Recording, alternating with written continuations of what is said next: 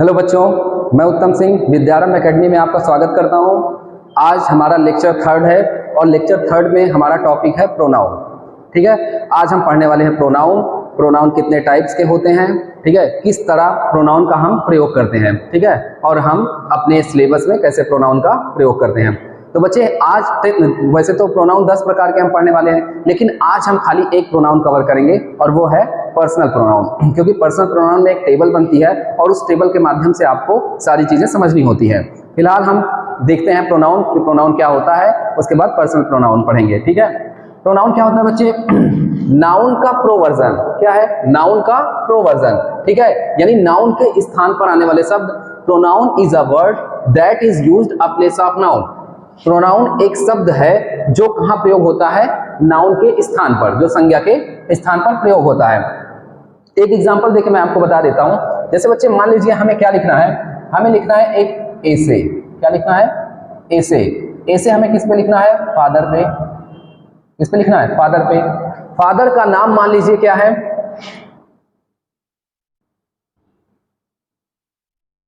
राम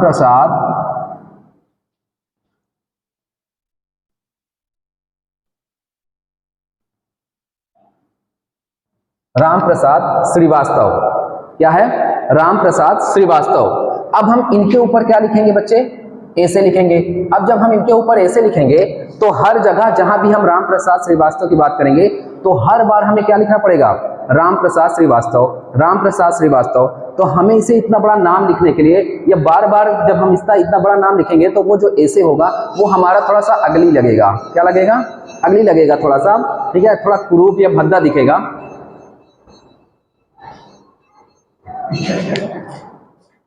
ठीक है बच्चे, तो बार बार इसका रेपिटेशन ना हो। बार बार क्या ना हो? इसका रेपिटेशन ना हो और बार बार हमें इसे लिखना ना पड़े। इसके लिए हमने किसका यूज करना शुरू किया? प्रोनाउन का। इसके लिए किसका यूज करना शुरू किया हमने? प्रोनाउन का। अच्छा, इतने बड़े नाम की जगह हम केवल क्या यूज करें? ही।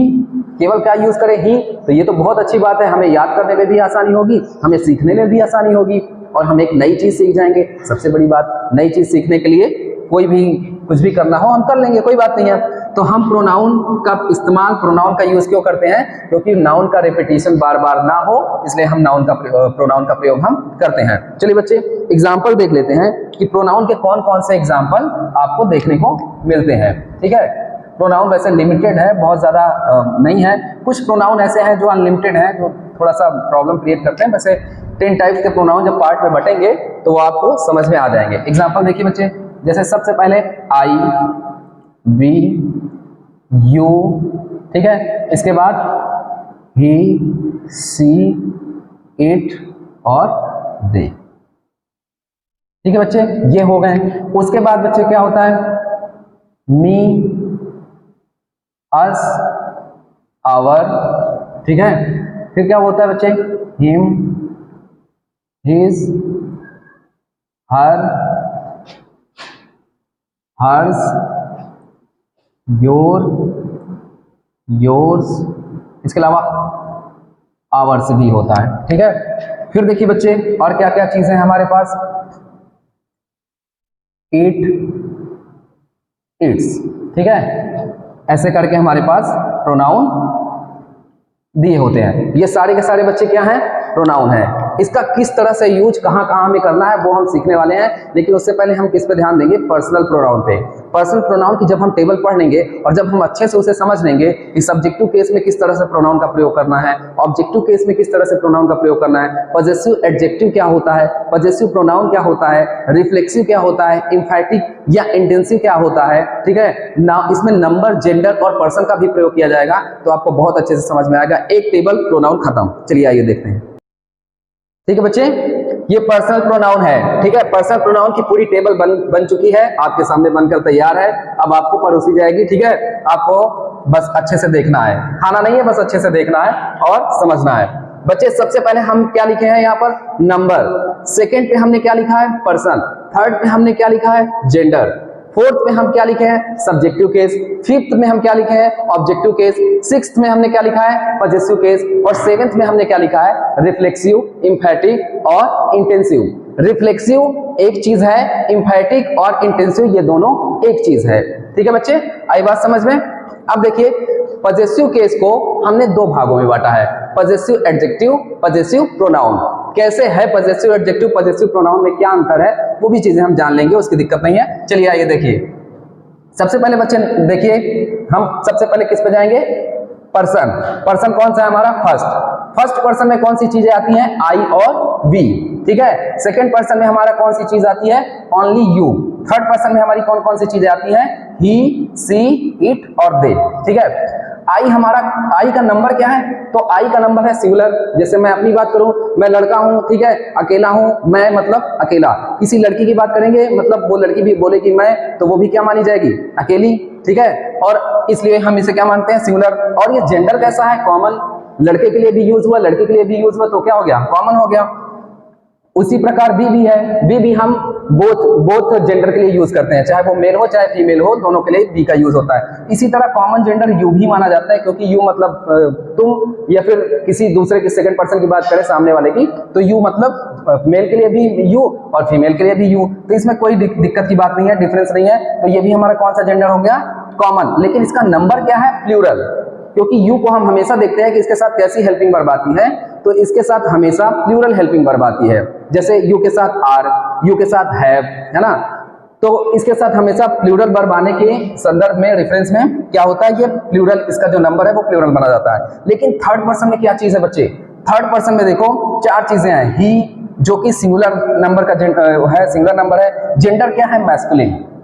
अगर कहीं पर ही आया है इसका मतलब वो केवल मेल है, अगर कहीं पर सी आया है इसका मतलब वो केवल फीमेल है, अगर कहीं पर इट आया है इसका मतलब वो न्यूटर है, ठीक है। और कहीं पर अगर दे आया है इसका मतलब वो क्या है, कॉमन है। कॉमन हमारे पास कितने चीजें हो गई, दे, यू, आई, वी, चार चीजें, तो बाकी तीन चीजें बची हैं, ठीक है। अब इसमें चारों जेंडर भी आप पढ़ लिए, यानी पर्सनल प्रोनाउन की टेबल कितनी ज्यादा इंपॉर्टेंस है, उसका कितना ज्यादा सिग्निफिकेंस है, आप यहां पर देख सकते हैं कि पूरा जेंडर पढ़ लिया आपने, नंबर पढ़ लिया, ठीक है, पूरे केसेस पढ़ लिए, एक ही टेबल में पर्सनल प्रोनाउन की, subjective case, objective case, possessive adjective, possessive pronoun, personal pronoun, reflexive pronoun, इंफेक्टिव pronoun, intensive pronoun और खुद पर्सनल प्रोनाउन, पांच प्रोनाउन एक ही टेबल में आप पढ़ रहे हैं, ठीक है।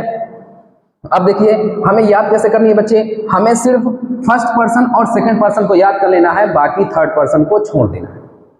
फर्स्ट पर्सन सेकंड पर्सन में अगर हमारा कंफ्यूजन खत्म हो गया तो बाकी जो भी चीजें हैं इसको छोड़कर बाकी सब थर्ड पर्सन, इसमें कोई दिक्कत की बात है ही नहीं है। अगर आई आया है तो फर्स्ट पर्सन का सिंगुलर नंबर है, अगर वी आया है तो फर्स्ट पर्सन का प्लूरल नंबर है, यू आया है तो सेकंड पर्सन है, सेकंड पर्सन में प्लूरल नंबर है, ठीक है।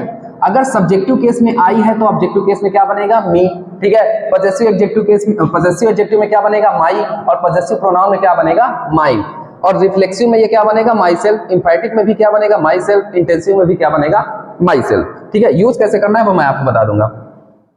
सब्जेक्टिव केस में जितने भी वर्ड लिखे हैं, सब्जेक्टिव केस में जितने भी वर्ड लिखे हैं ये सब आपको किसकी तरह यूज होते हुए देखते हैं, सब्जेक्ट की तरह। ये कभी भी जब भी कभी आएंगे, ठीक है, जैसे अफर्मेटिव सेंटेंस की बात करेंगे तो वो हमेशा कहां आएंगे, हेल्पिंग वर्ब के पहले, सब्जेक्ट की तरह कार्य करेंगे।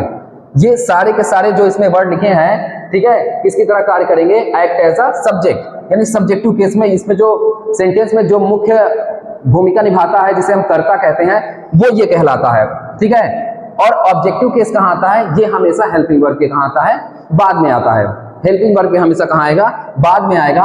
पजेसिव एडजेक्टिव की बात करें तो पजेसिव एडजेक्टिव जब भी आएगा अपने साथ नाउन लाएगा, अपने साथ क्या लाएगा, नाउन, ठीक है। हमने 10 प्रकार के नाउन पिछले वीडियो में पढ़ रखे हैं, वो 10 प्रकार के नाउन ये अपने साथ लेके आता है, ठीक है। जैसे हम बात करते हैं कि माई, अगर माई आया है तो माई के साथ क्या आएगा, बैग, माई के साथ क्या आएगा, bag, my father, my brother, my sister, ठीक है, माई हाउस, जो भी आएगा ये अपने साथ क्या लेके आएगा, नाउन लेके आएगा। हर सिस्टर, हर ब्रदर, हर हाउस, हर पेन, हर होम, ठीक है, his house, his bag, his brother, his sister, ठीक है, his school, his scooty, his bike, his car, their house, their home, their father, there mother, ये अपने साथ क्या लेके आएगा, नाउन लेके आएगा। और पजेसिव प्रोनाउन में जितनी भी चीजें लिखी हैं ये अपने साथ कुछ भी नहीं लाता है, इससे सेंटेंस कंप्लीट हो जाता है, ठीक है। जैसे हम बोलते हैं द चॉइस इज योर्स, ठीक है, दिस बुक इज हिज, ठीक है, दिस कार इज हर्स, ठीक है, दिस होम इज देयर्स, तो ये सारी चीजें क्या है, देखो ये भी सेंटेंस के कहाँ आती है,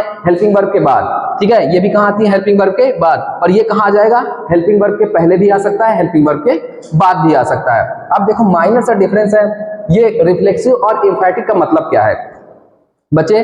रिफ्लेक्सिव क्या होता है, जैसे मैं एक एग्जांपल दूं आपको, I did the work my self, I did the work my self, यानी मैंने मेरा काम स्वयं किया। तो यहाँ सेंटेंस को इजीली बोला जा रहा है, इसमें कोई जोर जबरदस्ती नहीं की जा रही है। लेकिन इसी सेंटेंस को अगर मैं ऐसे बोल दूं, I myself did the work, यानी मैंने खुद मेरा काम किया, इसका मतलब इसमें हमें क्या लगाना पड़ रहा है, जोर लगाना पड़ रहा है, और सब्जेक्ट के तुरंत ही बाद इन शब्दों का हम क्या कर ले रहे हैं, प्रयोग कर ले रहे हैं। तो ऐसे सिचुएशन में या इस टाइप का जो प्रोनाउन होता है, ठीक है, जो हेल्पिंग वर्ब के बाद आता है या फिर जिस सेंटेंस में जोर नहीं दिया जाता है वो रिफ्लेक्सिव होता है, और जिसमें जोर दिया जाता है जो हेल्पिंग वर्ब के पहले यानी सब्जेक्ट के तुरंत बाद आता है उसे हम एम्फैटिक या इंटेंसिव कहते हैं। ठीक है बच्चे, अब देखिए ये जो प्रोनाउन की टेबल है आपकी क्या हो चुकी है, कंप्लीट हो चुकी है। अब अगर हम इसका एग्जांपल देखेंगे तो यहाँ पर एक एग्जांपल देख लीजिए, जैसे कहते हैं ना, I am going, I am going, यहाँ पर आई क्या है आपका बच्चे, प्रोनाउन है, क्योंकि ये सब्जेक्ट की तरह यूज हुआ है, और प्रोनाउन है सब्जेक्ट या ऑब्जेक्ट की जगह ही आएगा, अदर जगह आपको देखने को प्रोनाउन नहीं मिलेगा। अगर प्रोनाउन है तो या तो वो सब्जेक्ट होगा या तो ऑब्जेक्ट होगा, तो सब्जेक्ट की जगह प्रोनाउन है। कैसा प्रोनाउन है ये, फर्स्ट पर्सन का कैसा प्रोनाउन है ये, सिंगुलर प्रोनाउन है, ठीक है, फर्स्ट पर्सन का क्या है, सिंगुलर है। और इसी की बात करें हम जैसे वी, तो वी के साथ अगर प्लूरल है, इसका नंबर प्लूरल है, तो इसकी वर्ब भी क्या होगी, प्लूरल होगी, तो यहाँ क्या आ जाएगा, वी आर गोइंग। ठीक है बच्चे, ये बात समझ में आ रही है आपको, ठीक है। ऐसे ही ढेर सारे एग्जाम्पल हम करेंगे, ठीक है, और बहुत सारे जो बचे हुए नौ प्रकार के प्रोनाउन है वो भी पढ़ेंगे, लेकिन उस 9 प्रकार में हमने कई प्रोनाउन कवर कर लिए हैं, पॉजेसिव प्रोनाउन, रिफ्लेक्सिव, एम्फैटिक, इंटेंसिव और पर्सनल खुद। ठीक है बच्चे, मिलते हैं नेक्स्ट वीडियो में आपको ढेर सारे एग्जाम्पल के साथ और बचे हुए प्रोनाउन के साथ। तब तक के लिए अपना जो है वीडियो को देखते रहिए, पॉज करके देखिए इसको, ठीक है। 1 मिनट के लिए मैं हट जाता हूँ, टेबल आपको अच्छे से दिखेगी। इस टेबल को अपने जो जहां भी आप बैठते हैं पढ़ते हैं स्टडी टेबल के सामने लगा लीजिए, बहुत हेल्पफुल होगी, ठीक है, और उसको बढ़िया से करिए, ठीक है। मिलते हैं नेक्स्ट एग्जाम्पल में और बहुत सारे वीडियो के साथ। तब तक के लिए धन्यवाद। वीडियो को शेयर कीजिए, लाइक कीजिए, कमेंट कीजिए। कमेंट आपका बहुत आवश्यक है, कमेंट करेंगे तभी हम आपका जान पाएंगे कि क्या क्या चीजें और बची हैं। ठीक है बच्चे, धन्यवाद।